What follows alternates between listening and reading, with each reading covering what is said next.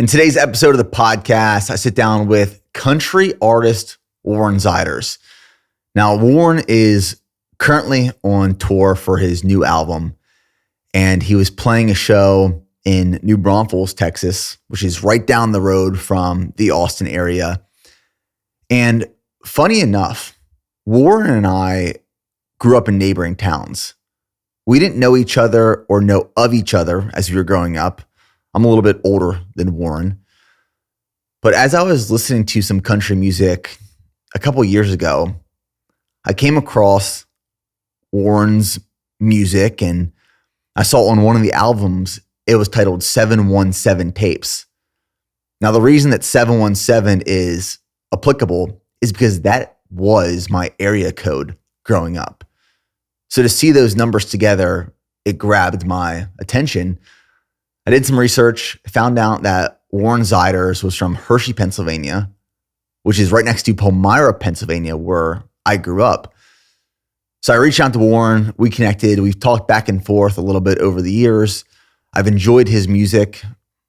I love a lot of his music. And as he was passing through Central Texas, I was like, you got to stop by BPN HQ. Let's record a podcast. Let's sit down. Let's connect. Let's talk. So that's what we did. So I welcome Warren Zeiders onto the show.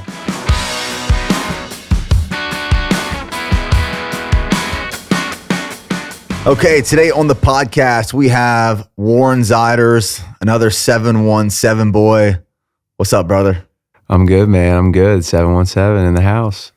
So you're on tour right now for the Relapse, Lies, and Betrayal album. Mm-hmm. You were at Whitewater Amphitheater last night in New Braunfels. Yep. I want to talk about that because that is one of my favorite venues to go to. I was there my first time ever a few years ago to see Aaron Watson. Okay, yeah. Texas country boy. I loved that venue. Mm-hmm. And then there's this restaurant right around the corner, which I doubt you had the time to go to, but there's like one restaurant that after shows, they sell these massive turkey legs. Okay. And like that for me is Texas in a nutshell. I mean, right now it's April, but you go to a concert there, July, August, you don't stop sweating the entire time. They got Lone Stars on tap, turkey legs afterwards. How's Texas been treating you on this tour? Texas has been good. We had 2 shows this past weekend here in Texas. Last night was my first time playing at that amphitheater. Great turnout of a crowd. Every show's different. But I will say this much. Last night, the way the venue's set up, you can't have a video wall, which is something new that we've added to my show and everything. So that was definitely something I missed for specifically the Ride the Lightning moment with all the lightning and stuff behind me. But nonetheless, it was a great show. It was honestly a great reset for me and my team. We've been burning the wick at both ends, and yesterday was just a beautiful day out. We've been in New York for 2 days. We were in Minnesota past weekend, so it's been a lot of cold weather, doom and gloom, cloudy. So having the sun out yesterday was awesome. So we spent some time in the water, in the cowboy pool at the venue. Saw that. Yeah, it was just kind of nice. We got a nice workout outside and hung out, played some cornhole, did the thing. So it was really good for team bonding and just to kind of reset, I think, just kind of regroup. So it was good. Of all these shows you've done the past couple years, what's been like your favorite geographic location to play? I mean, I've seen you play. I saw you play at the Ryman actually in Nashville when me and Steph were living there, and that was a great show. Like we loved watching you perform there. But like for you, do you like the big shows? Do you like the smaller venues? Like what brings a lot of life to you? Oh man, I think for me is I love a big crowd. I do, and it's all about how the room's set up as well. And a lot of people like to play outside, and like I like festival season, but for me, I love an arena because the way I describe it is that when you're playing outside and the fans are cheering and everything, the sound's going everywhere. There's nothing to capture that sound. So when you're playing in an arena, I describe it as this sound is trapped inside in the giant arena. So you can just it's a vibe thing, and I can feel the energy within the room. It's not going anywhere. It's hovering around you that entire show. So we just played, like I said, past weekend in Minnesota, which was my largest headlining show to date on one of my tours of 6,500 plus people. And it was absolutely insane. Ginormous GA floor. And it just felt like people were on top of me. So that was an awesome experience. And then just a few weeks ago, played the Houston Rodeo in front of 65,000 people. And you're call it in the round, where you're in the middle of the stadium on a stage that's spinning around and playing my hit song, Pretty Little Poison, in front of 65,000 people and hear them sing that. It's very intoxicating. It's hard to describe that energy, but if I had to say anything, put me in an arena any day of the week, where I can just feel that energy. I'll pick an arena. I can only imagine the energy of like what that feels like. A few weeks back, we were at the University of Texas, and we were just touring the athletic training facilities. And then after the tour, they took us onto the football field. Okay. And I've been to UT football games before in the stands. Yeah. Watching the game, and that's like one way to experience it. But when they took me onto the field, walking out there and looking at the stands, which felt like miles away, I was just thinking, I can only imagine what this place feels like when it's full and it's rocking, and what that does to the energy. Like, I can't imagine the high and what measures to that high anywhere else. It's a lot, man. My manager described this best to me when it's a drug you can't buy. I believe that. And there's a reason why, you look at the days of back in rock and roll with people getting, people having drug and alcohol issues, is because you're trying to go, hence why we're here talking about working out and everything. It's like you find healthy things to go ahead and put that energy into, because it can be very difficult to have that switch off and on. Because I'll say this much, I don't get nervous a lot going on stage, but when I played the Houston Rodeo, I was in an SUV, they're about to drive me out to stage, and you're in this SUV, and it was me and my tour manager and my content guy, my creative director, and I was like shaking, because you can hear the screams and the fireworks and you probably feel it too. Yeah, you can it's like going through the tunnel at UT, going under that tunnel, and fans screaming for you to come out and play. And I could just hear it all. And it was just like, I'm about to go play the largest show of my career to date, and haven't even been touring for 3 years yet. I'm going to go play in front of 65,000 people. And I got to go out there and I got to go make a statement. And I got to go show them why I don't deserve to be here. I earned this. There's nothing, in my opinion, that's deserved in this life. We go out and earn it. We work for it. So, and I just needed that sense of normalcy. So I went ahead and said to my boy up front, my tour manager's like, put Nickelback on. I need something that's comforting. Put it on. 10 seconds later, I'm being driven out. I'm hopping on a stage and it's go time. But having that sense of normalcy and a comfort song coming on just to get me hyped up for that moment was awesome. But yeah, it is a drug you cannot buy anywhere. It is. What's it feel like coming down from that high post show? It's going to be different for everybody, and for me, man, I can come off and I can be on cloud 9 and I can be like, that was a great show. But the thing that people don't see about me is that athletic background and that killer instinct inside of me is never turned off. So I haven't shared this yet, but I played the Houston Rodeo and I came off the stage and I was so hell-bent on myself about like, what did I do wrong? Or this moment was weird, or this threw me off. And it's like coming off the field and playing a game and you're like, I dropped that pass, or I should have had this, or I should have had that. But that's what's going to make you better. And that's what's going to, and it's that balance where it's like, hey, that was an awesome experience and that was incredible. And sometimes we're our worst critics, but I beat myself up so many nights because I'm just like, this could have been better, or I messed up this, or I missed this note, or I did this, because I am chasing my own form of perfection. And, I want to go out there and and I want to impress the fans, and I want to impress myself. I want to be proud of myself at the end of the day. So it was an awesome experience to go out there and do that. But coming off that stage, I was like, you know what? There's things we need to work on. There's things we need to fix. And the crowd would have never noticed, but it's things that I noticed. And it's like, next time I come back, it'll be even better. So it all depends on the given night, because there's just so many unseen things that fans will never pick up on, but we as people on the stage notice. And it's just that athletic background that I have that I'm very tough on myself. I guess that's like one of the things that separates just a musician and a performer. Mm-hmm. Like performer is at the root performance. Yeah. And I've obviously never been on stage and played music, but if I compare it to a race or competition I've done, you show up and toe the line and the energy is just out of this world. Like you are so hyper focused on this one thing. And during that 1 to 3 hour effort, all other distractions in your life disappear. You're focused on this one thing, and 3 hours could feel like 30 minutes. Yep. And then when you're done and that high starts to fade a little bit, you then start to reflect back on every little thing you could improve upon. Mm-hmm.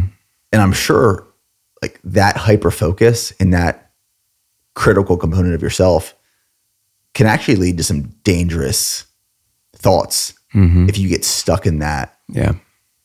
Do you ever experience that? Yes and no. I think it's important to have good people around you. And obviously you want people to be supportive of you and everything. And, you don't want yes men around you. You want people to shoot you straight. And, I am definitely one of those straight shooters on my team. And it's like, I've had my guys on stage be like, that was a great show. And I go up to them like, yeah, it was good. Could have been better. And I was like, there was this and there was this, and I didn't like this about this. And they're like, but I'm playing with guys on stage that didn't play sports. And that's the weird thing about what I do too, is that love my dudes on stage and they're amazing musicians, but I'm the only one on stage that comes from a sports background. So it's hard for them to kind of grasp the concept of getting absolutely reamed out by your coach because you dropped a pass or because they're trying to make you better. They're in their head of like, that was so cool. Like we played an awesome show. And I'm like, no, we did play an awesome show, but this needs to be worked on and this wasn't cool. And this is this. And so it can be sometimes hard to find that communication barrier with them and whatnot. And, some of these guys have been with me for 3 years and sometimes they still have a hard time processing who I am as a person and my character.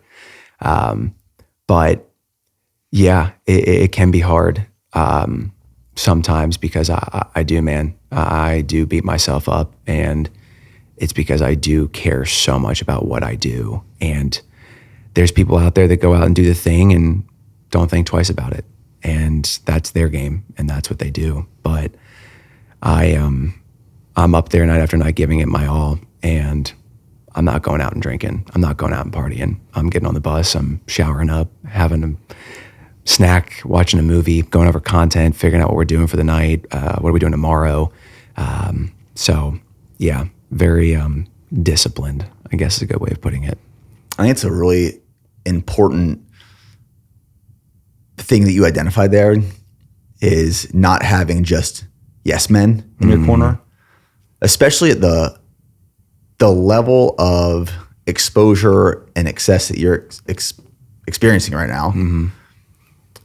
If I look back at my life to compare these last couple of years, this last decade, in the beginning of this journey, everyone was willing to tell me what I was doing wrong and criticize and provide feedback.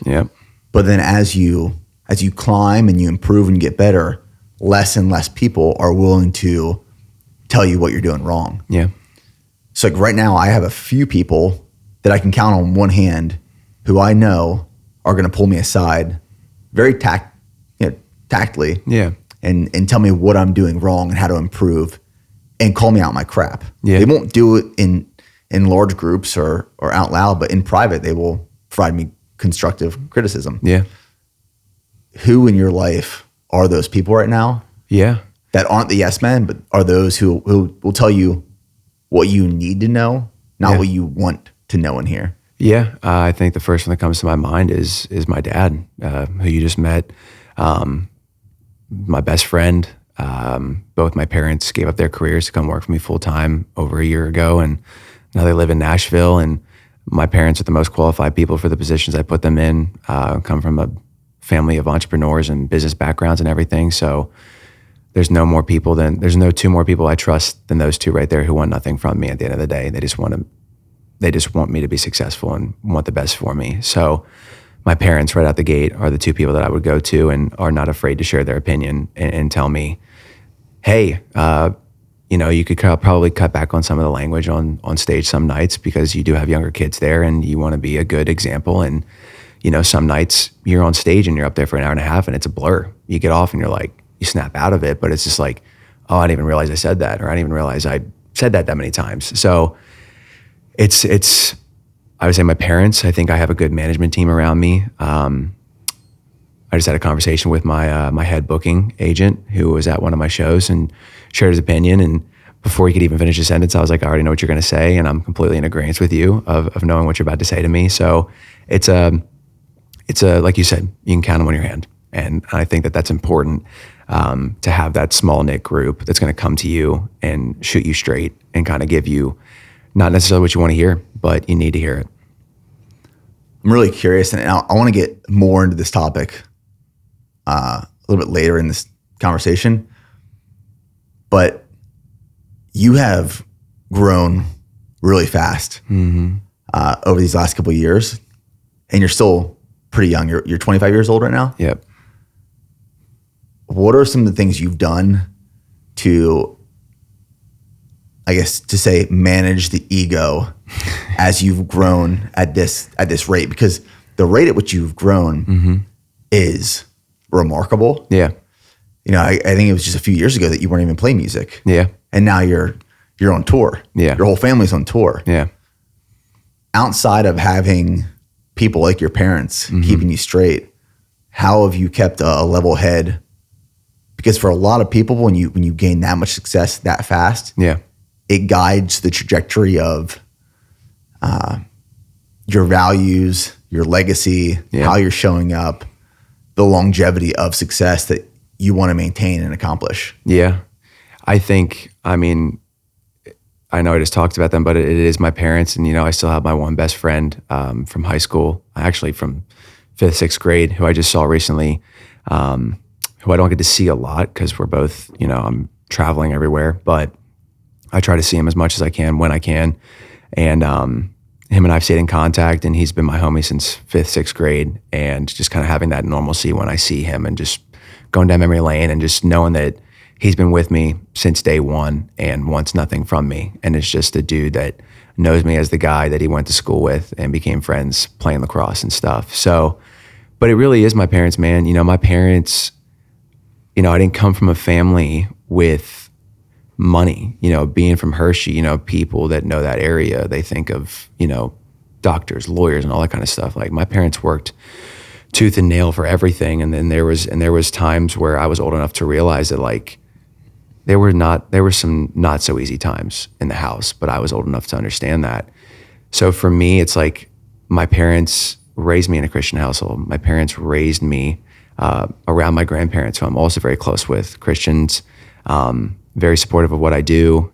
My grandparents have a hard time comprehending sometimes what I do because it is a tough thing to understand.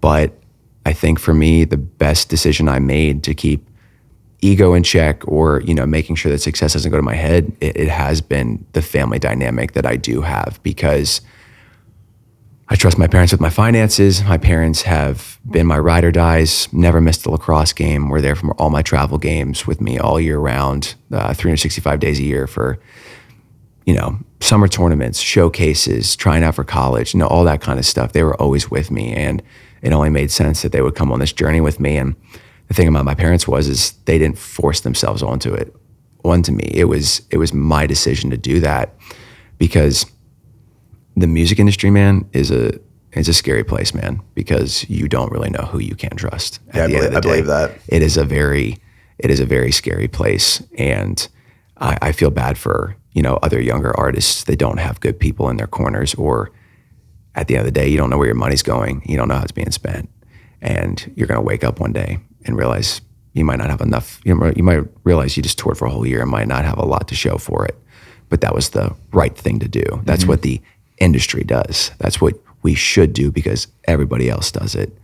And that is one of the biggest amounts of BS you're going to hear in what we do, is that this is how it's done. This is how we need to do it, which is a whole load of BS. You do not have to do that way. I brought my family in and we stirred the pot in Nashville, and we're like, yeah, we're not going to do it that way. We're going to do it our way. This is a business. Like, we're going to go out and do it how we see fit. And I'm going to go out there and I'm going to go do me, whether you love it or hate it. And either you're going to get on board, you're going to want to be part of the team, you're going to want to, buy into it, or you're not. So, and honestly, my parents did a really good job in my household my entire life of balancing love and tough love. And, my dad was one of the first ones every morning to say, I love you, and shoot me a text in the morning saying, I love you. He was he's honestly still my first text probably I get every day, just checking in on me and making sure I'm good. And I think that he instilled a lot of confidence in me at a young age. And it was good confidence in the fact that it wasn't just like, oh, you can do anything you want. It's like, no, you can do what you want, but you got to go work for it. Mm-hmm. So yeah, they definitely have done a good job of keeping the ego in check, but I'm not going to sit here and say I'm not confident. You got to be confident if you're going to go step on a stage in front of thousands of people night after night. Oh, for sure. I don't doubt that. I don't doubt you in that at all either. When you decided to bring your parents on your team, was there anyone in the industry that pulled you aside and said, hey, I don't think this is a good idea? Oh, 100%. Oh my goodness. There's another artist in town that his mother was his business manager. And all you would hear through town was, oh yeah, we don't like her. We don't like her. And I could never figure out why. And it was like, why is everyone saying they don't like her? And the reason why they don't like her is because she's the one with the money, and she's the one that's going ahead and saying, yeah, it's not going to work for me. Or she's the one that's going ahead and saying, no, I'm not going to give you money for this because this makes no sense. Why are we spending money on this when the money should be going here, or we're already spending money on? Like, they didn't like her because she was the one that was keeping the money under wraps, saying, yeah, you're not just going to take my son's money and go spend it however you feel like it. Because that's what the music industry does. Is, oh, this is what this costs, and this is what it's going to cost. There's like, it's like, where's the negotiations? Don't ask questions. This is just how it's done. Yes, and it drives me nuts. So now having my mom work for me these last 2 years, I see why now. I see why now she wasn't liked, because she's going to stand you up and she's going to be like, yeah, no, we're going to talk about this and we're going to figure out where the money's going and why it needs to go there. Not just, here's money, here's 10 grand, here's 20 grand, here's 30 grand. Like, that's what the town does. You reach out, this is what we need, this is what it costs. Oh, easy peasy, here's the money. And the artist is none the wiser until they get their checks and balances at the end of the year and they're like, why did you spend this much money on this shit?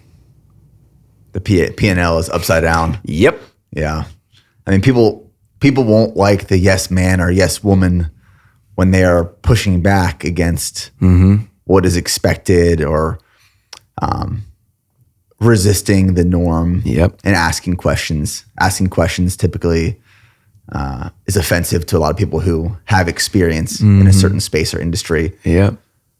So right now you're in great shape. I mean, you reached out to me a few months ago. Yep. And you've lost 15 pounds since then. I actually heard you on a podcast say that when you first went on tour, you gained like 35 pounds. Mm-hmm. What did you weigh at your peak?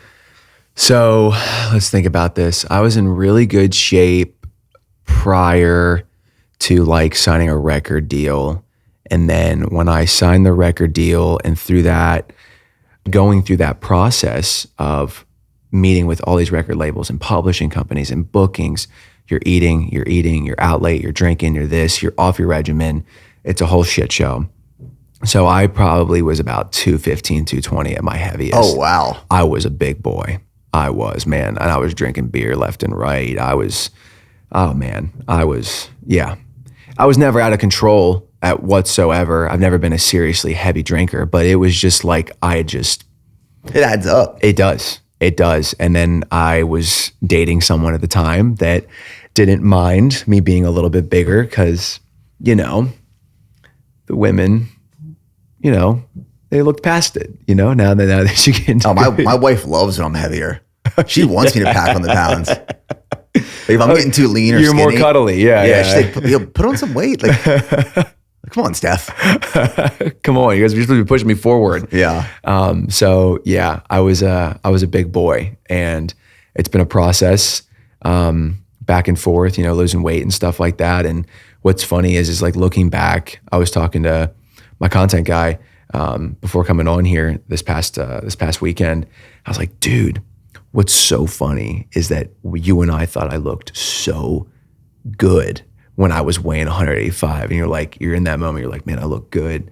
And now I'm like looking at these new photos and like what I look like now, I'm like, this is night and day. You're like 170 pounds right now? Yeah, I'm like, this is night and day. And I was like, and there's even like there's always one step further, you know what I mean? And that's what makes working out and eating and all that kind of stuff fun, and the bulking and the cutting and all of it. And that's why I love it, because it's one more thing for me to, add into my regimen. And I love doing it. I do. So I'm thankful for you sending me that. And I've stayed actually pretty much regimented on similar to that diet. So it's worked. So you're like 50 pounds lighter than you were at your heaviest. Yeah. That's crazy. Yeah. What a lot of people don't realize is, say you go to dinner, and I have some friends who own restaurants and are executive chefs at restaurants. And the goal of those restaurants is to make those meals taste absolutely amazing. Yep. And I have this one friend who's an executive chef, and I was asking him like what they do to make the meals healthier. And he was explaining to me, like, we don't make these meals to be something you're supposed to eat every night. We make these meals for an experience. Yeah. It should be a special occasion. So when you're going out and having these big steak dinners that come with the like loaded mashed potatoes, and you get the appetizers and you get the drinks. Yeah. That's like, when you order a steak, it's not just a piece of meat. It's a piece of meat that's loaded with salt, that's cooked in oil and butter. Oh yeah. And then before it comes out, there's butter added on top of it. So, your typical ribeye that might have 50 grams of fat now has 110 grams of fat. And you think you're just eating a steak, but you're eating a steak with a stick of butter on it. Yeah. And you do that multiple times a week. Adds up really fast. It does. 50 pounds fast. Yeah. Yeah. I mean, the before photos are absolutely, I remember saying to my family, I'm like, why did no one tell me I was fat? I was like, why did no one tell me? And they're like, we tried it. I'm like, no, you didn't. I'm like, no, you didn't. So gracefully. Yeah. Yeah. I'm like, next time just hit me over the head and say, get your shit together. So, it was after that breakup that I kind of was like, yeah, this has gotta change. So it's been an ongoing process and whatnot, but I think that what really kind of kicked it into the gear was a photo shoot I had coming. And I was just like, you know what, man, it's time to, really kick it up a notch. And I want to see how far I can push myself. And honestly, even when I played lacrosse and stuff and was in college, I was in great shape, but I never looked like this. Like, was never this diced. You're diced right now. Yeah, pretty diced. I think that if I got down to like, if I hit 165 for like a photo shoot, I think that I would be super, super diced. 165 and then carb up. Yeah. Fill back out. Yeah. And look really good. Yeah. So what are you doing now? Obviously, like, life is crazy on the road. Yeah. Before we started recording, you guys were telling me about your current schedule. You're playing these night shows. You wrap up. It's 1:30, 2 a.m. Yeah. You sleep on the bus. You're waking up preparing for travel and another show. How are you maintaining diet and training right now while being in a different city? Yeah. Every single night. It's tough. It's tough. It's actually prioritizing. One thing that I've realized too on this recent cut and recent just kind of like diet change and workout regimen is I've actually prioritized the rest days. I was working out 6 days a week. And I've realized that like actually having a rest day and allowing my body to like truly rest and recover and focusing on compound lifts and, you know, overload and all that stuff, like it's actually helped me maintain, and it's worked out in my favor. I can't remember the last time I've taken 2 days off from the gym, and I was just like taking 2 days off, and it was just like, okay, now when I got back into the gym, I was like, I feel rested, I feel ready to go. And whether those 2 days incorporated with light cardio or a walk or, you know, a sauna or an ice bath, it's like still something semi-physical, but for me, it is tough. It's kind of sticking, it's tracking your calories and trying to stay within that ballpark and trying to space your meals out the best you can and everything, depending on a given day or what time you're waking up, what time you're going to bed. So I've stayed pretty regimented with that diet you gave me and that updated one you had given me. And it's just been trying to, the nice thing is even if I don't get a workout in, I'm working out for an hour and a half on stage, running around and moving and shaking and sweating and running on stage. So do you track your steps? I want to. I'd be so curious. I would be so curious too. Everyone keeps telling me I need to get like something because I don't keep my phone on me on stage, but just get some sort of a tracker just to see like how many calories burned from a show performance. I would love to know that, to be like, oh wow, I'm burning a lot more than I thought. That'd be super interesting. Yeah. I want to talk about diet because I recently saw this video on Instagram of Jelly Roll. Okay. And obviously Jelly Roll's on this weight loss transformation. And you toured with Jelly Roll recently. And I saw this video pop up where he has a chef on tour with him. Yep. And then his chef makes all of his meals for him. And he has like 2 meals a day right now on tour plus a snack. Yep. And he looks like he's losing weight and staying on track and working out.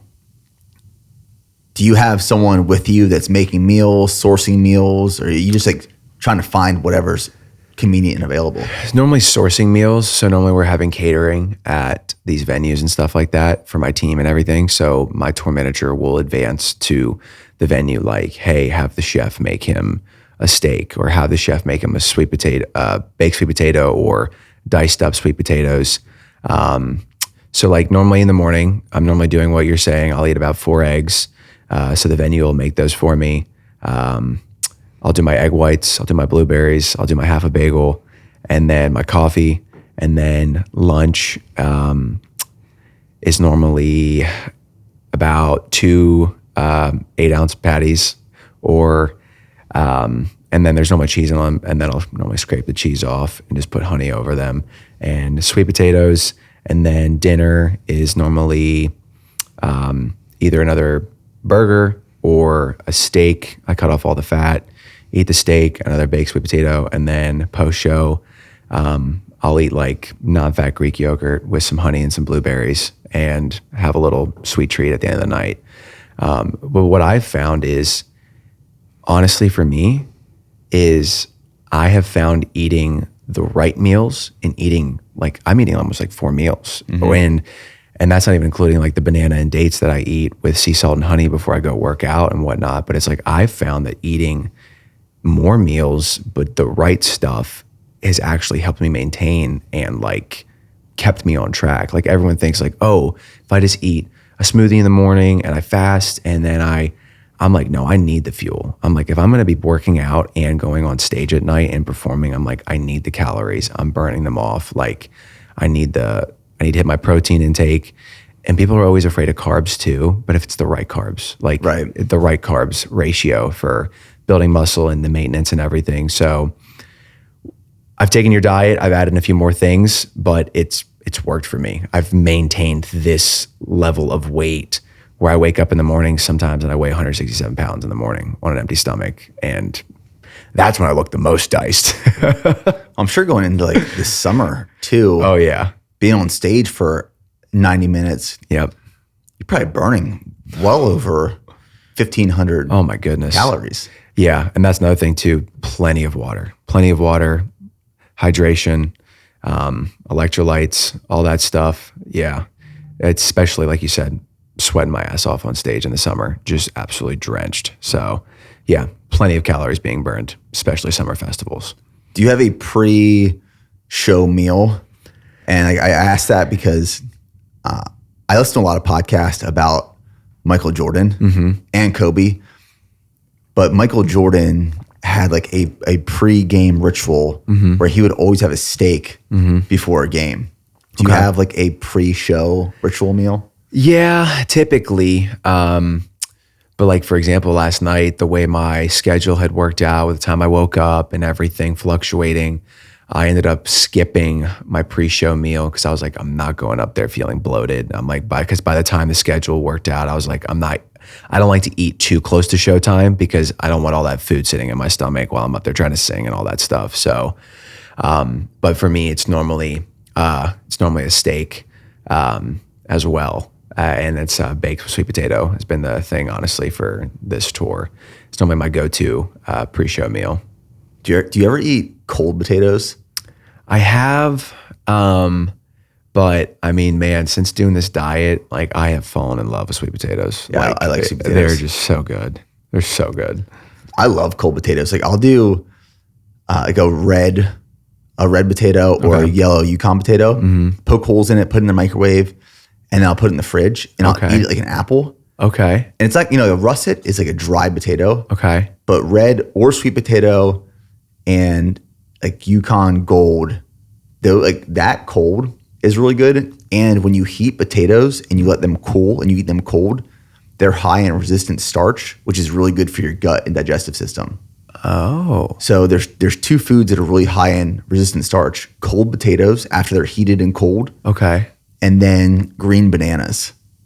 Huh. Both of those high in resistant starch, really good for your digestive tract. Okay.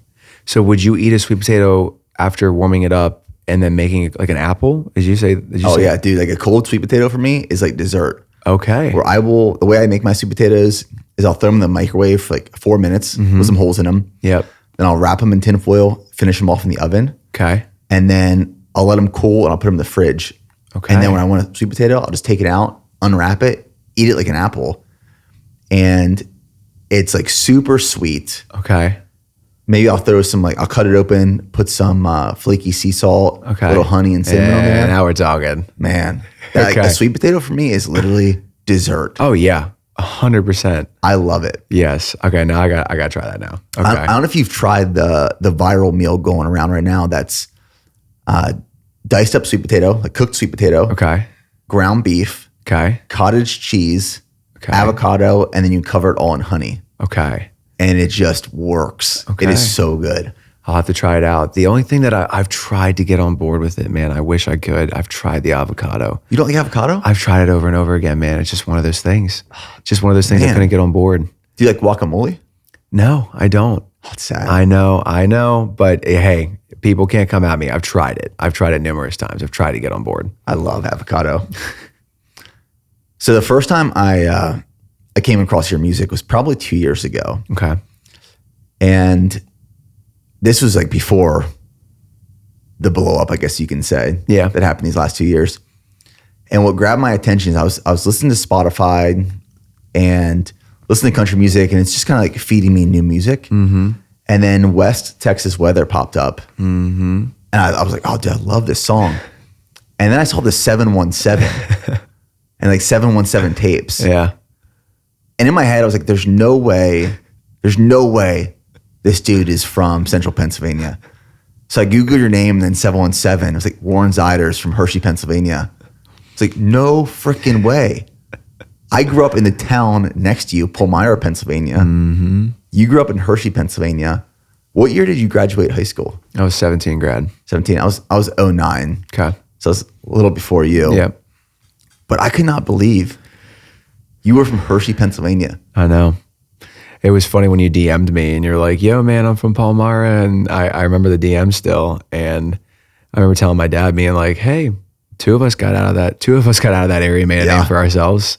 But yeah, it's a small world, and it is pretty cool. I guess, wow, that's crazy. 2 years ago already, man. Wow. Time flies. It really does. Yeah. It really does. And you've come out with so much music since Yeah. then. Yeah. Double album. Yeah. A lot of music. I want to take a quick break in this episode to talk to you about one of our products at BPN, and that is our Peak Sleep gummies. Now, Peak Sleep is one of those products that everyone can benefit from.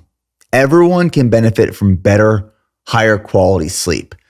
And the way that we formulated this product, like I said, it's in a gummy format. You consume about 4 gummies 30 to 45 minutes before winding down in the evening. And it has ingredients such as magnesium, GABA, 5-HTP, Levagen Plus, theanine. These ingredients were put together to work synergistically and formulated to help you wind down in the evening, have better quality sleep throughout the night, and wake up feeling refreshed, recharged, and ready to take on the day.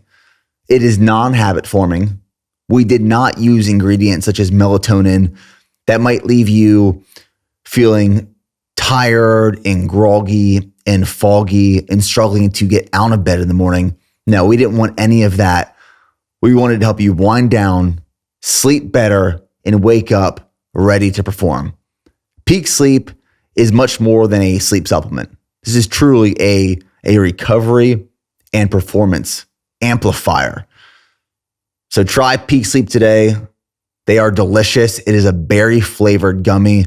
I look forward to taking my Peak Sleep gummies every single night.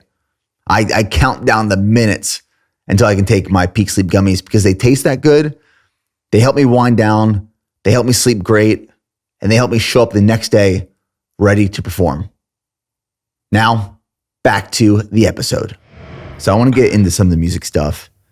But I want to go backwards a little bit first. Okay. Because for me, what makes, or one of the reasons you are so unique as an artist, as a country music artist with a number one, is that music wasn't always part of your life. Yeah. Had a similar conversation actually with one of our athletes, Max Joliffe, a few weeks ago, where he is crushing the ultra running space. Okay. He just won Moab 240 last year, which is a 240-mile race. Very notorious, very popular. Yeah. But he only started running ultras like 3 years ago. And he only started running in 2017. Wow. Okay.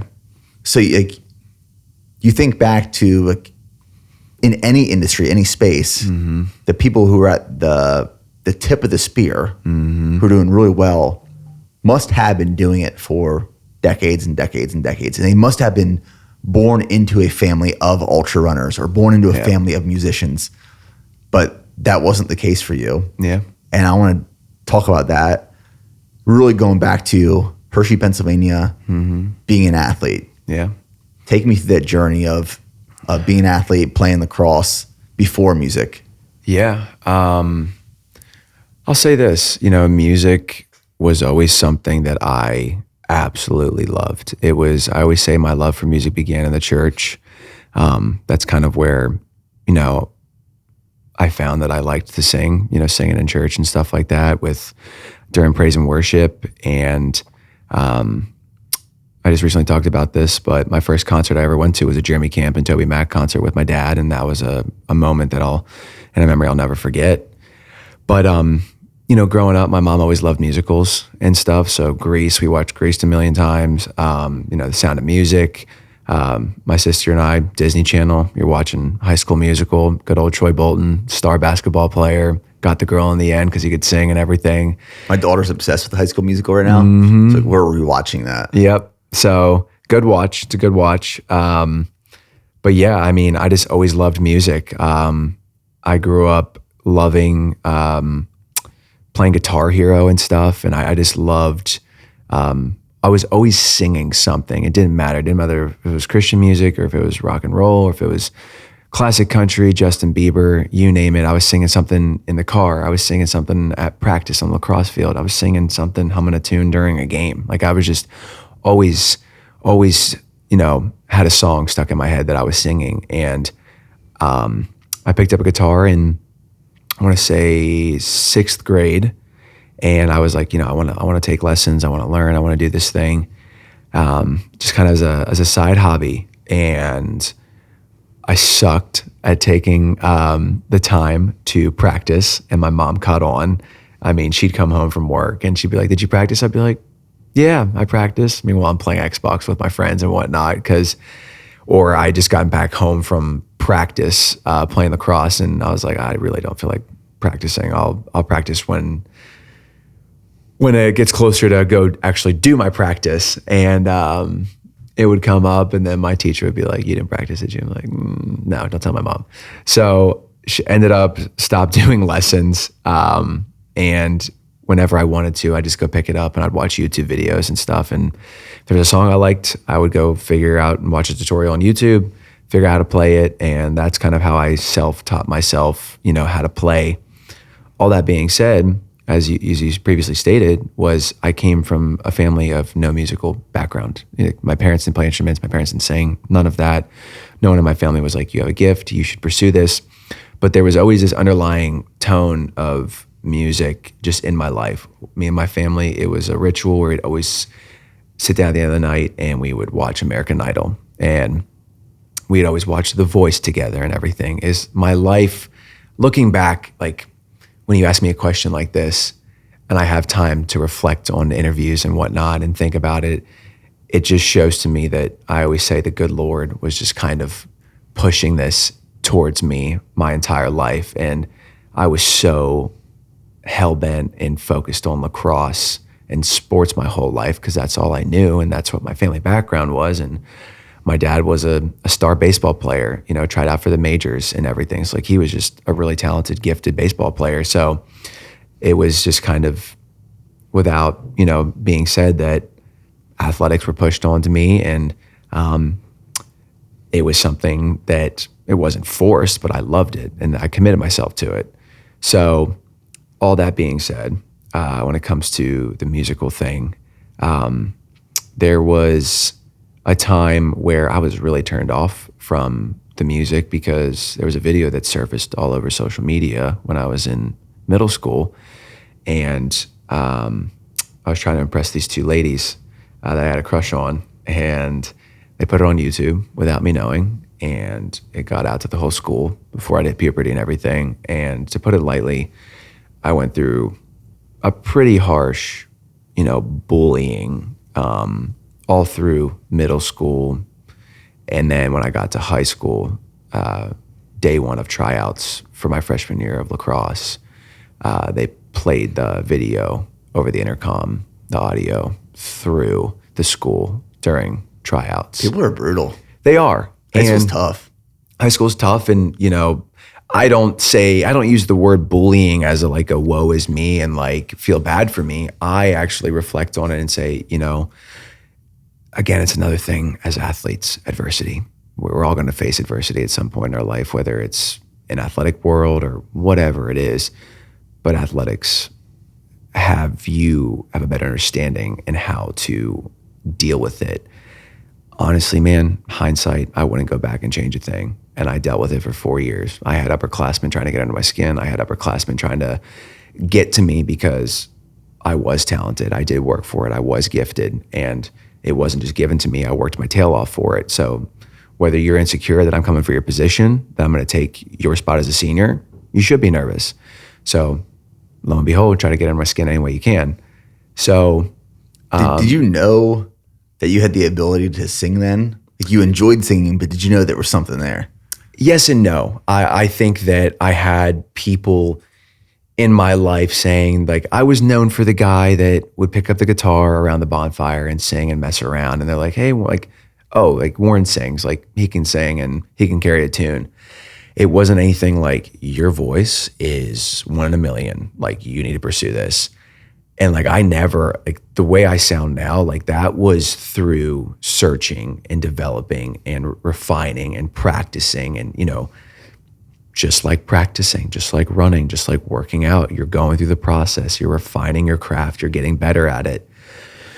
So I went back and listened to your acoustic covers album that you released in 2021. Completely different. Your voice is completely different now. 100%. I was mind blown. Yeah. And just in that short period of time. because what you're hearing right there is the first crack at the bat, like the first surfacing of like, okay, stuff's going so viral on social media. Now I'm going to go ahead and I'm going to go buy some SM7s, and I'm going to go ahead and buy some recording equipment and watch YouTube videos on how to record and get a free software and press record and soundproof the room and buy stuff off Amazon and do all this kind of stuff. And then I'm going to go ahead and play the guitar and sing into a microphone. No idea how to mix, no idea how to master, none of this. Like, just go out and do it. And that's what you're hearing. Those are all raw, unedited one takes of just me doing this with a guitar. That's what that was. So to your statement of how different it is now taken to the fact of 3 years of touring, playing God knows how many shows, 350, 400 shows. That's like going to the gym 400 times. You know what I mean? Like, that's going on 400 runs of development, of perfecting your craft, getting better at it. And I say, you talked about earlier about these people that have been doing it or born into an ultra marathon running family or born into it. I went ahead and I say baptized by fire, man. I was thrown in the water and it was like, either you're going to sink or you're going to swim, baby. Like, figure it out. And sure enough, here we are having a conversation, and I've semi figured it out and still figuring it out. But it's just it's a ongoing process, and you're only going to get better. Yeah. The way I like think about it is like you set the conditions to put yourself in this position in life to have the opportunity. And then when the opportunity is finally there, you have to make the decision. Do I go all in and pursue this? Or do I see what happens and just keep tinkering? And if you keep tinkering, the flame of that opportunity will eventually die. Yep. But once like you see that opportunity and you go all in, it is foot pressing that pedal to the floor. Yep. And you just can't let up. Yeah. Momentum is there. You got to keep the momentum. Yeah. When the iron's hot, man. And I think that I think of like the conversation we're having right now, and you think of like Arnold being like, there was no plan B for me. Like, there was plan A, and this is what I was going to do. Once I set this, the way I am is like, I describe this, how do I put this? My ADHD brain. I did well in school. Was never really known for applying myself. I did well. I did the thing. I'm the kind of person that you give me something, and if I love it and I apply myself to it, I'm going all in. Gave me the diet. This is what I do now. I now identify with this. This is what I'm doing. I'm not drinking. I'm doing this. I'm cutting this. I'm eating this food. I'm texting you. What do I need to get? What am I doing? Here's my progress photos. Like, when I find something that I love, I go all in. And that's what happened with me for this. Was I was having success. I was dabbling, go ahead, get some recording equipment, record. People liked it. And from that point on, when that acoustic covers, some of those songs were coming out, I had then gone to Nashville, met my manager for the first time. And when he said to me, you have a gift, this is something you need to pursue. When I had that one person just say, I believe in you, and it was just like, you can do this, gave me all the confidence in the world to believe in myself. Brought him home with me, senior year of college. First job as my manager, you're telling my parents I'm dropping out of college.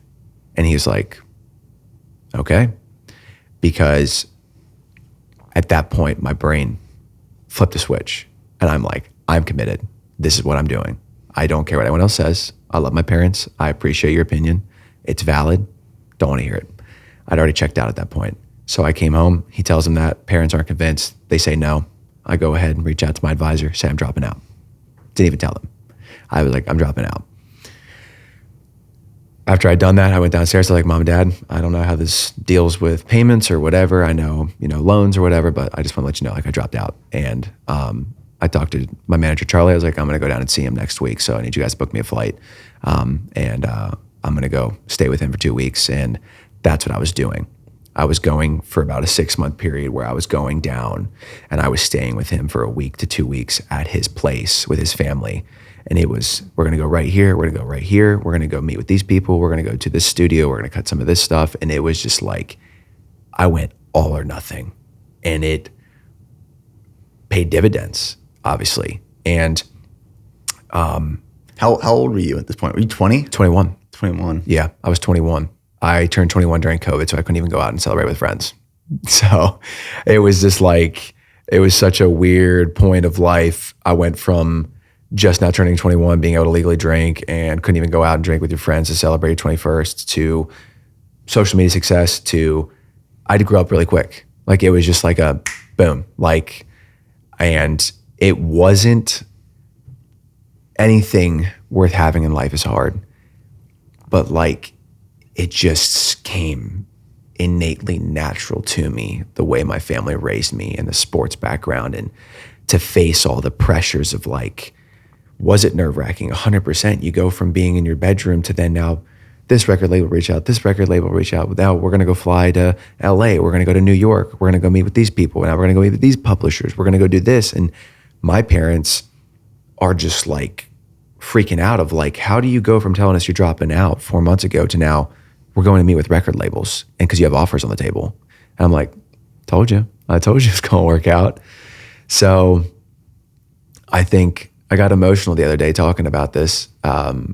But like I said, my dad's my best friend. And, you know, one of the moments I remember the most was when I called my dad up for the first time, and I was in Nashville and they hadn't known yet, but we had just got a call. I was in the car with my manager for my first offer. I remember calling my dad being like, I told you it was going to work out, man.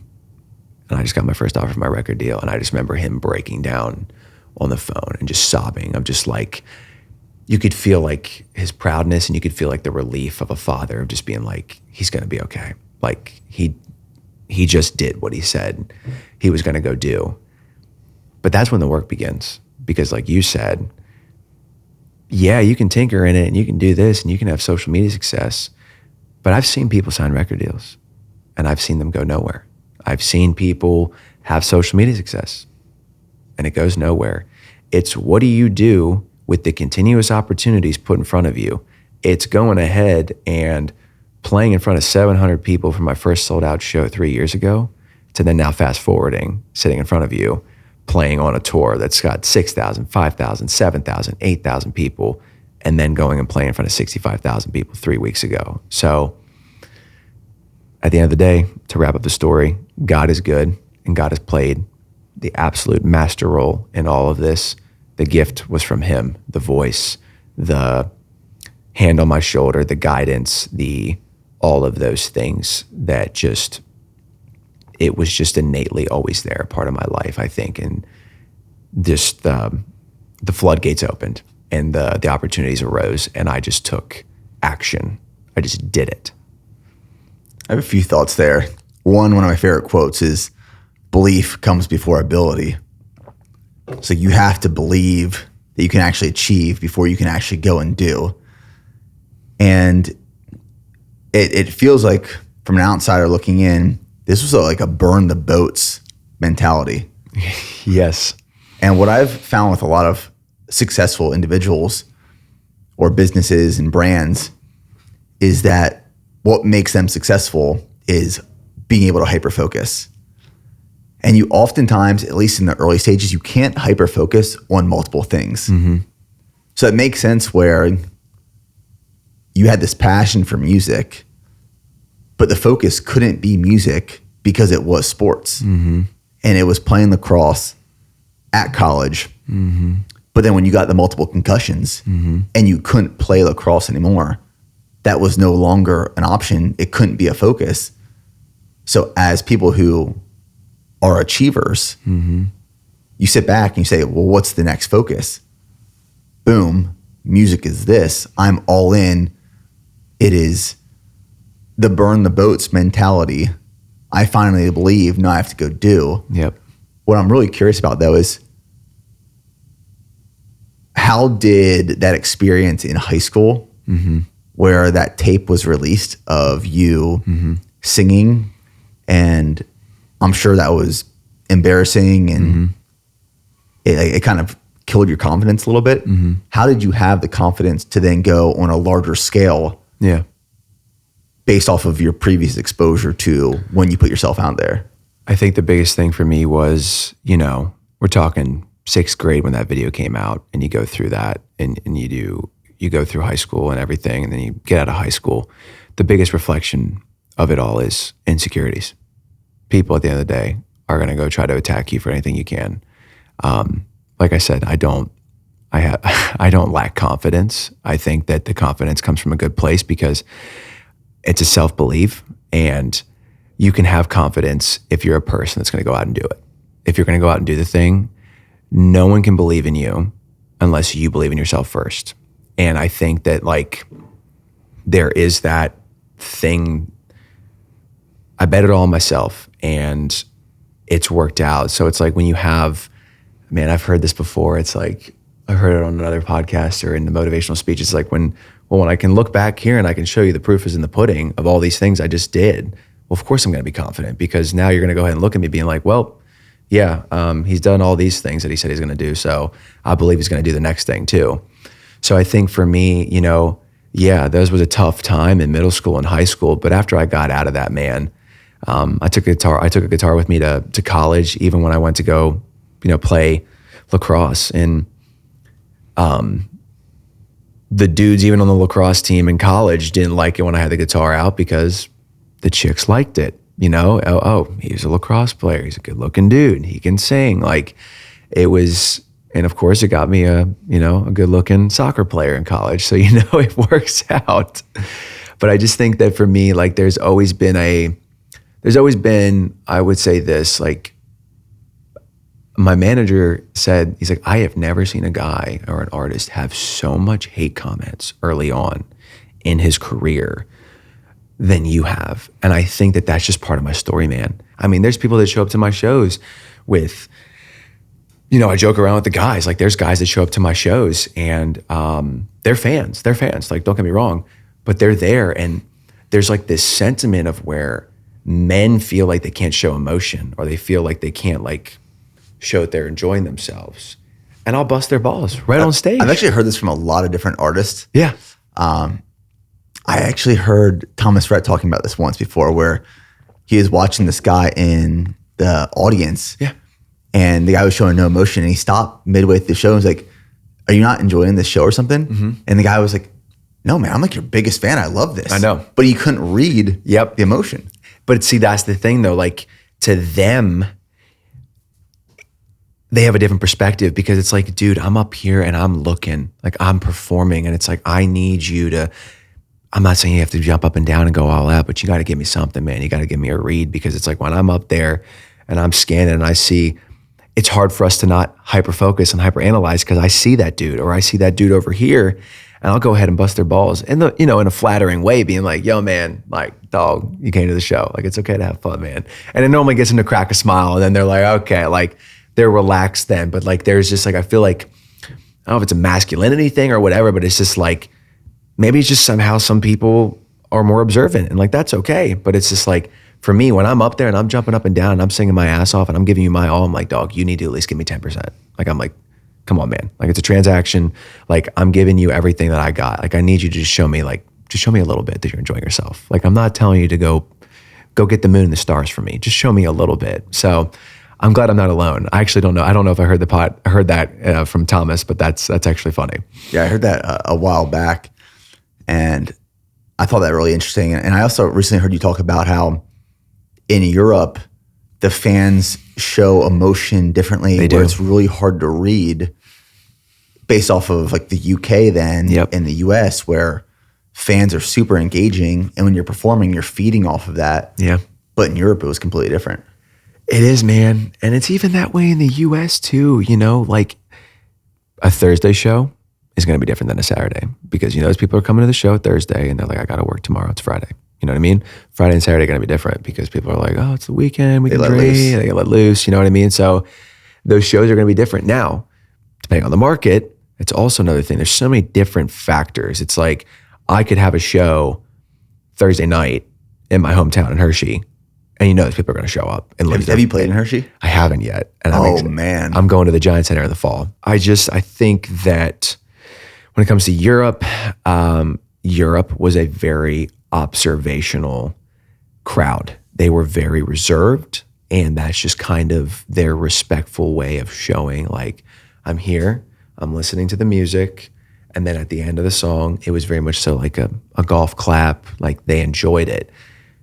To me, first timer, I'm like, this is weird as shit. I'm like, guys, you're gonna have to give me a little bit more than that. And I'd poke fun and whatever, and I'd even like address the fact of like, hey guys, I know you guys are more of a reserved crowd. Like I know it's kind of how you guys do things over here, but like, it's okay to let loose, y'all. Like it's okay. Like this is a rock show. This is not your traditional country show where I'm gonna stand in front of the microphone for an hour and a half, play my guitar. Thank you guys. I'm Warren Zeiders. Catch you later. No, I'm going to run around. I'm going to sing my ass off. I'm going to give you a performance of a lifetime. And I need you guys to give me something in return to help continue to fuel that fire to get me through that hour and a half, because it can't just be give. It's like you got to give some back so that I have some fuel to keep going. So yeah, it was interesting. And then you got to the UK and they're like headbanging. And they're losing their ever-living mind. They're, how do I put this in relation to sound and stuff like that? 120 decibels is where you start to have hearing loss.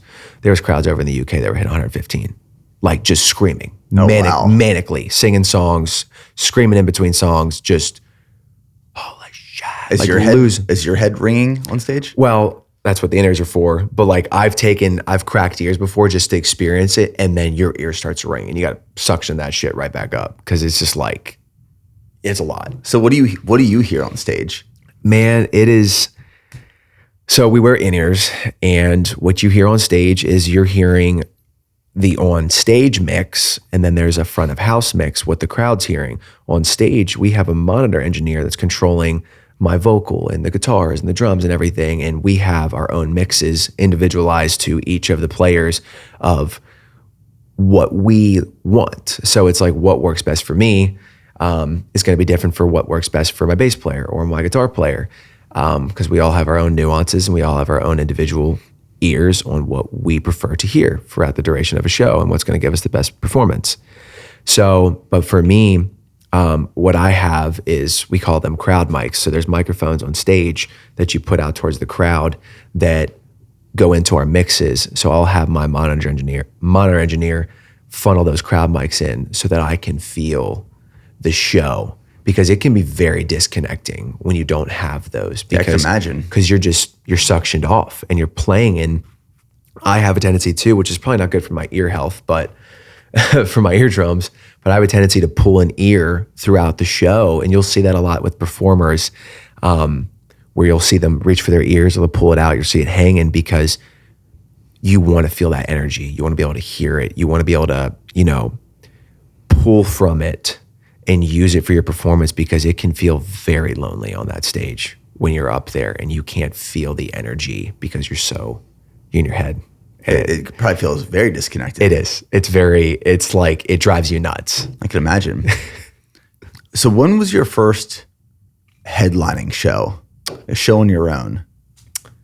First headlining show would have been March 28th of 3 years ago. So we're over 25. So that would have been 2022. Was there a fear going into that show? I'm sure there were a lot of fears, but was there a fear that no one was going to show up? No, there was not a fear of that. There was, so the way we did this, my team and I, we talked about this, and we're a firm believer in, yes, it may feel like I've skipped steps, because I have, just with the trajectory and everything and the success that, my fans have allowed me to have and the way they've bought in so rapidly and fast.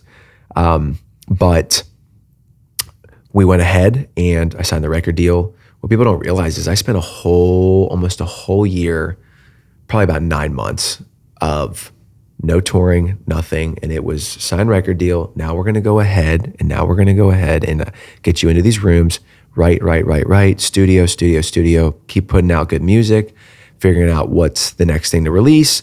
And then when through that duration, we're going through artist development, we're developing me, we're figuring out what do I want to say in these rights, I'm perfecting on the craft, we're still posting on social media. And when it came down to it, we're like, okay, how do we want to approach this? Okay, so 717 tapes, my first project was primarily acoustic. So it's like, okay, how do we want to present the art? Let's go on an acoustic tour. Let's just keep this simple. Let's go ahead and put 15 dates up And I love acoustic tours. yeah, they're That's cool. my favorite. They're intimate. It's cool. It's raw. And so we're like, okay, we're going to put an acoustic tour up and we're going to go take you and a guitar player. We're going to go put you in a van and we're going to go see how these sell. We put my tour up, my first tour, 15 dates, and it damn near sold out on the on sale. And then after tickets officially went on sale, it was less than 24 hours. Whole tour sold out. So my first show ever playing was in State College, Pennsylvania at Champs, and it was 800 people showed up for my first ever show. My first time playing in front of people. That's awesome. 800 people. So it was like, go big or go home. So, and I'm like reliving it, describing that moment. No one knew if I could do it. Like no one knew. I had 3 days of rehearsals with a guitar player. We went ahead into a rehearsal space and it was like, I had actually taken guitar lessons.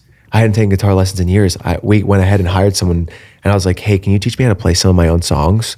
Cause I'm like, I'm not playing some of these songs on the records now. So we got a guitar player to come teach me lessons. I'm taking lessons. We did 3 days of rehearsals back to back to back. And it was just like running the set top to bottom. Let's build the set out. Figure out what works. And I remember it was people from my record label. It was my booking. It was my manager. It was my mom and dad. They were there selling my merch night one. And they were like, everyone's looking at each other like, we don't even know if he can do this. Like, can he get on a stage and perform and play in front of this many people? And my heart, man, was thumping. And what's funny is anything that could go wrong went wrong. But the fans were none the wiser. So get on stage, guitar's out of tune. Get on stage, feedback from the wedges, this or that, microphone's not one. Like, you know what I mean? Like all these things that you can't learn unless you go through it. Right. And this is my first show. And I'm like just flying by the seat of my pants. And then it's like, hey, you got to go up there and perform. And you've never done this before, but go up there and remember all your lyrics and the chords and everything. So I get up there, we do the thing. People are going nuts. It is an absolute just riot. And I'm soaking it all up. I get off a stage and it was in that moment, man, where I was like, yeah, this is what I was put on this earth to do. I was like, you were not lying. That is a drug you cannot buy, and I am all in. This is something that I love to do. And it feels like from that point forward, it was like the rest was history. I was like, this is going to be an absolute blast to go out here and do this and see fans sing your songs and just see how much they just soak it all up. And my guitar player at the time, he came up to me after the show and was like, I really think you're full of shit. Like, there is no way that was your first time ever stepping on a stage and performing. And the way you handled all of the things that went wrong, it was like you've been doing this for 10 years. He's like, I am absolutely blown away. And again, good Lord, sports background, dealing with things on the fly, and you just got to go.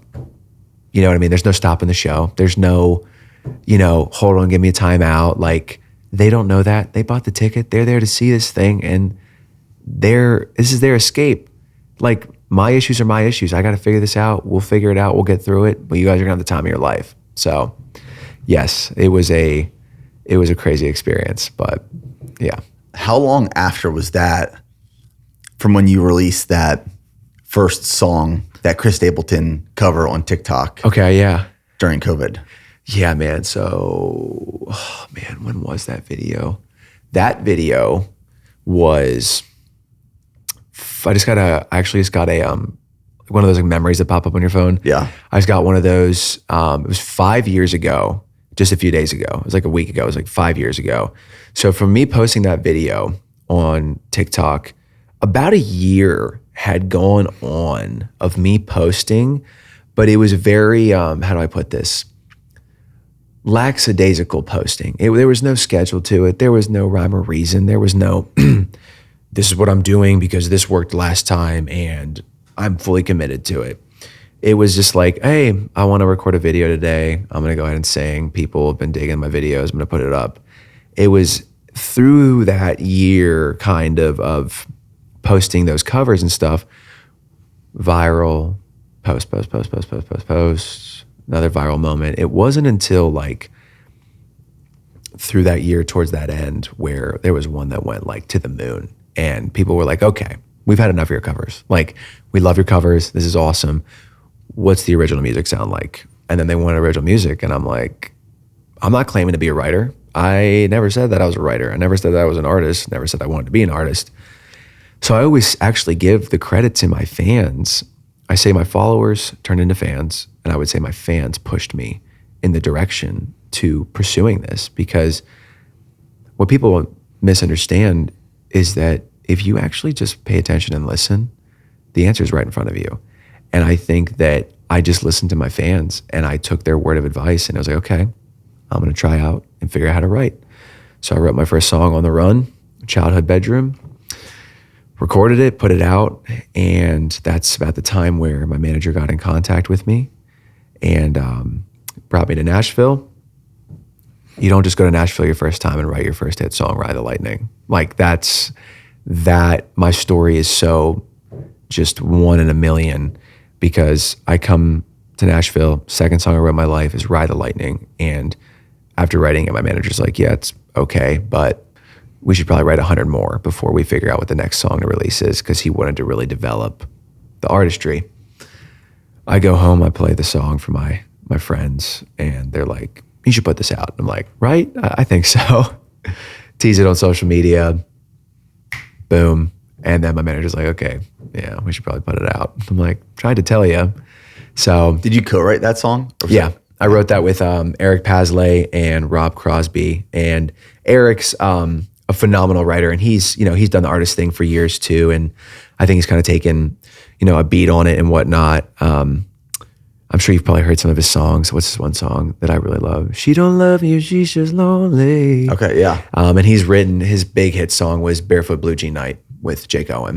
Yep. So, it was a co-write. It was on Zoom. I was in Nashville, and it was on Zoom because we were still in Oh, no way. the COVID. So I'm in my manager's guest bedroom on a Zoom call for my first co-write, and I'm nervous as shit. And I'm like, I don't know how to really write. I just wrote one song and now I'm here. So I was very vulnerable with them, and I told them that, and they were just like, hey man, no worries. Like, you're going to learn. Like, you just got to do it. You'll learn and perfect the craft. And it's whether it's the singing, 300 plus shows, it's the writing, and it's the writing, and it's the writing. They're all muscles that just need to be worked on and perfected and continue to grow, and you get better at it. It seems like you just applied that athlete mindset that you were applying for 12 years in pursuit of lacrosse, and played, at the college level. And then when that ended, just applying that to something else. Yeah. Embracing and enduring the process, searching consistent improvement, and then refining your craft. Once you understand that process and you realize what works, you can apply that to anything you do. Anything you do. And it's so powerful. One thing I'm really curious about is, and I'm sure you've experienced this in the industry with other artists, there's got to be like a we made it accomplishment or a moment. But like the dangers of accepting the we made it, check the block, or then it's all downhill from there. Yep. What do you do to avoid or resist the I made it mindset? I always quote my manager on this. We talked about this. We always say happy, never satisfied. Because I'm a firm believer in what you're saying. The second you're satisfied, or the we made it moment, what's there else to go out there and achieve? It's like, yeah, I'm doing something that most people just played Jimmy Fallon, just played the Today Show, played Kimmel, like played the Houston Rodeo, and not even 3 years of touring. Like, I've done so many things that people have not and will never touch. And And that is just a harsh reality. But again, it's part of it. But it's just like, for me, I've had people come up to me and ask me that exact question in VIP meet and greets and stuff like that, being like, so how do you feel? Like, when did you know you made it? And I look at them and I go, I don't really feel like I have made it. And they're like, what do you mean? I'm like, I am 100% grateful for where I'm at right now in my career. But I was like, if I was to believe that I made it, I would not be reaching for the next room size. I would not be reaching for what is the next album cycle going to look like? Where's the content go from this? How do we grow my brand? How do we branch out from just the music and really showcasing the working out lifestyle and what I'm interested in as a person? Or do I want to have my own tequila brand one day? Do I want to dabble in clothing and stuff? You know what I mean? Like, if I felt like I made it, you're putting a restrictor on yourself. It's just like, whether you care to admit it or not, it's like that, it's like, I'm trying to think. Oh man, there's so many things that I'm blanking on my quotes right now. And just, there's so many things that I listen to and whatnot, but it's like, it's a part of it. And I don't know that if there is a we made it moment down the road. But for speaking right now, I think you can have a we made it moment when you go ahead and set a goal out and you achieve that goal, but you have to have your next we made it moment. Maybe that's a better way of putting it. Yeah. Because speaking things into existence and then doing the work to get there, I wish I had the napkin and I wish my manager would have saved it. But 3 years ago, you talk about the self-confidence thing and whatnot, and believing in yourself and self-belief and just going out and taking that application of the athlete's mindset and applying it to all facets of your life. I spoke everything into existence when I walk into a room. Before Poison was number one or even close to number one, I'd walk into a room and be like, hey, here's my first number one song. And these radio people would look at me like I'm crazy. I'm like, no, it's my first number one song. After you listen to it, after you see the streaming numbers, after you see the live show, after you see the tour, after you see everything I'm talking about and doing out here, outside of this room, you'll be like, got it, makes sense. So comes to fruition, my largest song to date, triple platinum song, first number one. I was in a bar with my manager, and this was like shortly after I had signed and stuff like that. And I had just recently kind of been in town. We wrote on a napkin, I said arenas in 2026. And he's like, you think you'll be in arenas in 2026? He's like, it's 2022 right now. I'm like, put me down. Arenas in 2026. He's like, that's a fast come up, man. 4 years. We're headlining the Giant Center, and we're headlining arenas in Canada in 25. Will the Giant Center be the first arena?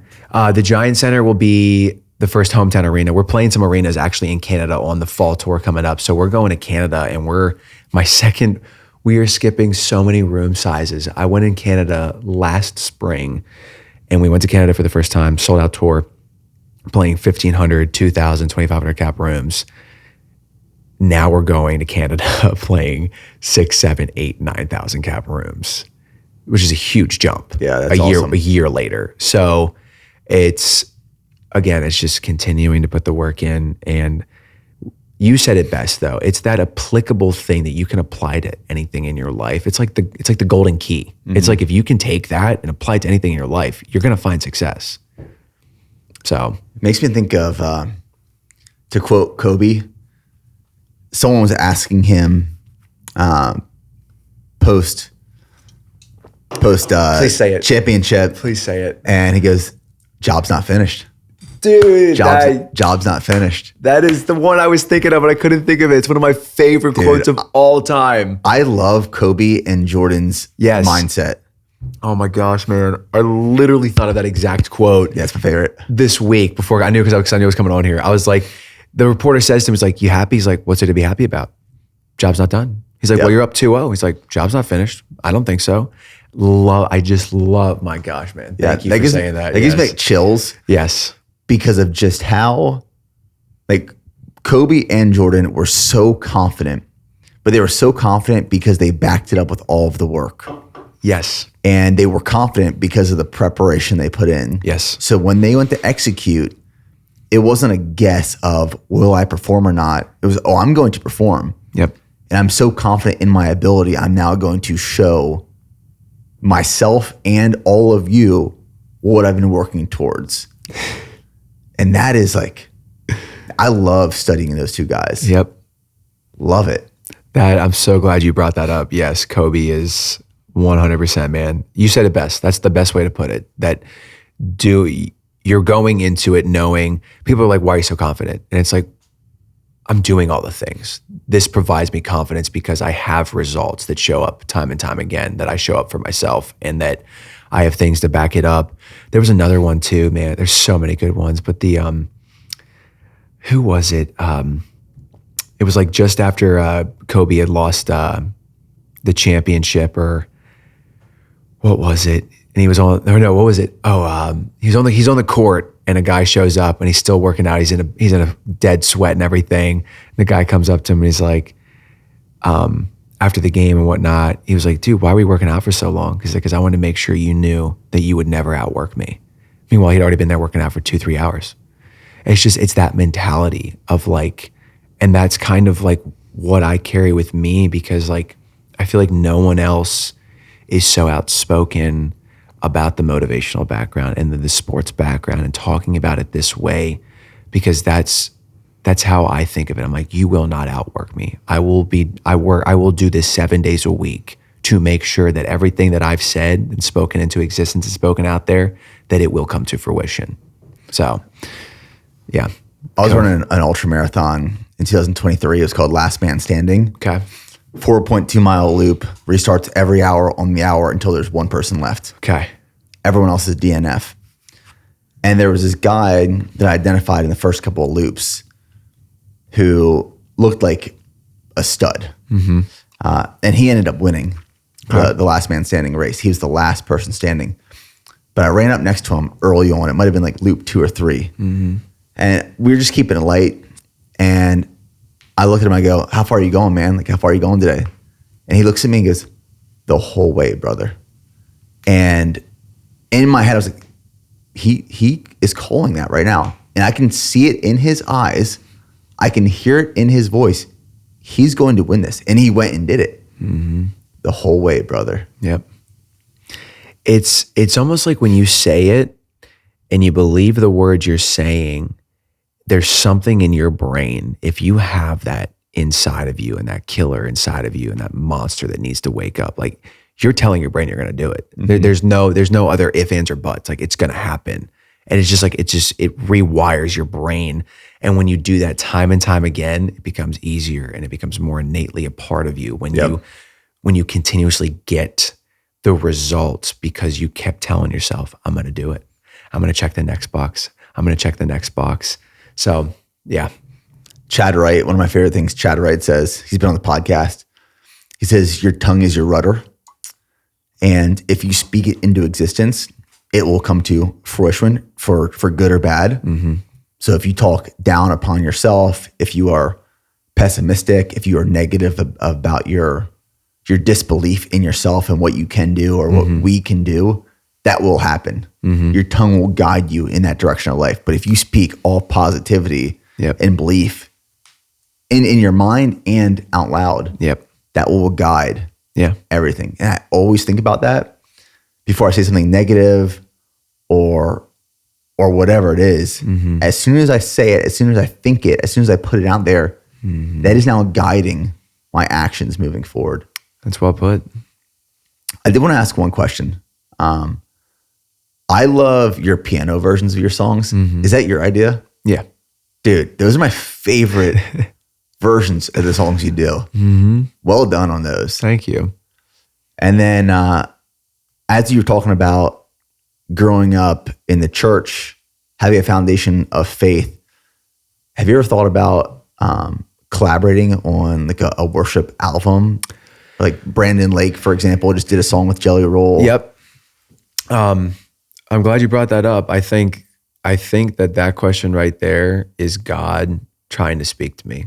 And I mean that in the most pure way and just such a beautiful way, because I've had numerous fans bring up to me in these past couple of days in VIPs and my meet and greets about asking if I would do like a little gospel album or like a church album or, a Christian music thing. And I think I think I've been praying to God a lot, and I've going through this diet in these last couple of months have been so beneficial for me, for being a, young dude, mid-20s, of just kind of trying to figure out all of this. What do I want to get out of this? Going through a breakup, going through some betrayal, going through some of crazy stuff on the record and whatnot. And I think that that is definitely something that I would highly entertain. And the first one that comes to mind is my favorite hymnal, How Great Thou Art. That is just a song that has always spoken so much life into me. And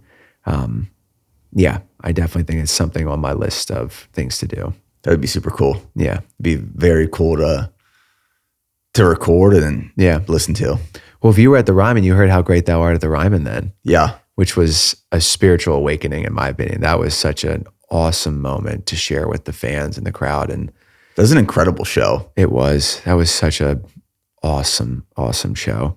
But that right there in itself is another great example of talking about speaking into existence, right? Like the Ryman, I had never stepped foot in the Ryman. I had been invited to the Ryman so many times to tour it and visit it and go with friends and let's go check it out. And I said to him, I will not step foot in that venue until I headline it. I didn't step into it. I think you said that actually at the show. Yeah. I didn't step into it till that day to sound check and get ready for the show. So I've done that a couple times with a lot of venues and a lot of things. And I think it just gives you that much more confidence, man, when you keep saying those things and you keep doing that and you stick to your word. And the Grand Ole Opry was the same way for me. I didn't step foot into the Opry until I had stepped foot into that circle for my Opry debut. So you get confidence by continuously doing it and showing up for yourself and continuously showing that it's working. Like I continuously get the results. So yeah. Yes, I could totally see some religious music for sure in the future. Maybe around Christmas time, we'll see. Yeah, that'd be awesome. Yeah. Well, Warren, dude, appreciate you making the time for us. Appreciate you. I know your life is absolutely wild right now, and you're heading back to Nashville tonight. Mm-hmm. So I appreciate it, man. I just want to congratulate you on everything you're doing. And it's cool seeing someone else from the 717 doing some stuff. Amen, my friend. Let's go take a scoop of pre-workout now. For sure. All right. Thanks, man. Appreciate you, homie.